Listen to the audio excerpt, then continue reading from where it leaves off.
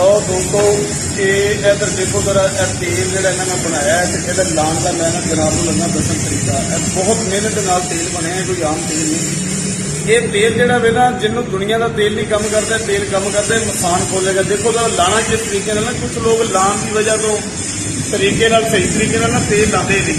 तेल इस्तेमाल करो तो सही तरीके करो ताकि तुम मजे लेने तो तेल इस्तेमाल करोगे तो सही हो जाओगे। क्यों ना कि नाड़ा पट्टे खोल देंगे पट्टिया ताकत देंगे मजबूती देंगे नुकसान कोई नहीं डर कोई नहीं नुकसान वाली चीज़ नहीं किसी चीज़ के नुकसान देगी बिल्कुल बेफिक्र होकर किसी तरीके लो इधर लाने का तरीका देखो जरा ये इधर देखो इस तरीके तेल इस्तेमाल करना है। कई तो उधर तरीका लाने का नहीं पता है इन्हों को तेल लवो यदि इस तरीके बिल्कुल हल्की हल्की मालिश कर दो इस तरीके यदि मालिश कर दो वालों की पाकी करो पहले वालों की सफाई करो। निस्बे ईमान है तो मोमन की पहचान है सफाई करना। सफाई करो सफाई करने तो बाद इस तरीके मालिश कर दो देखो इस तरीके पोले पोले मालिश करो। तेल जजब हो जाए ना जिस टाइम थोड़ा जहा तेल फिर ले लेना इस तरीके तेल फिर इस तरीके मालिश कर दो।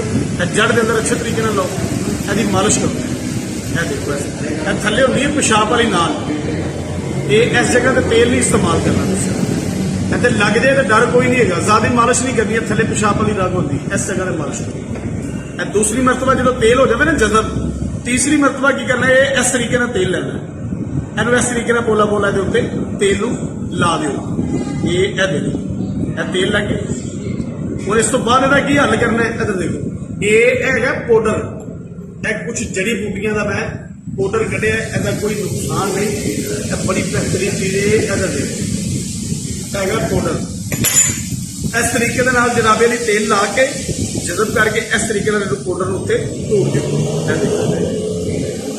ये इस तरीके पाउडर ला देना हल्का पाउडर ला के और उस तो बाद की करना है ये इधर देखो इनू इस तरीके थले वाली साइड साफ कर देखो साफ कर लो तेल लगे ना थले पेशाब वाली नाल साफ कर लो सिर्फ इस जगह से पाउडर ला देना ये देखो पाउडर लग गया साइडा से भी ला देना इस जगह से भी ला देना इतने भी ला देना चंगी तरह पाउडर ला के छड़ देना।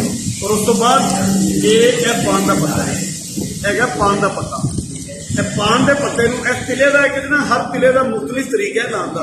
यह जो तेल है ना तिला बहुत जबरदस्त किस्म का तिला है वड्डी उम्र के बंदे भी काम करता है जिसका बहुत ज्यादा पुराने तो पुराना मसला हो तिला उन्होंने भी काम करता है।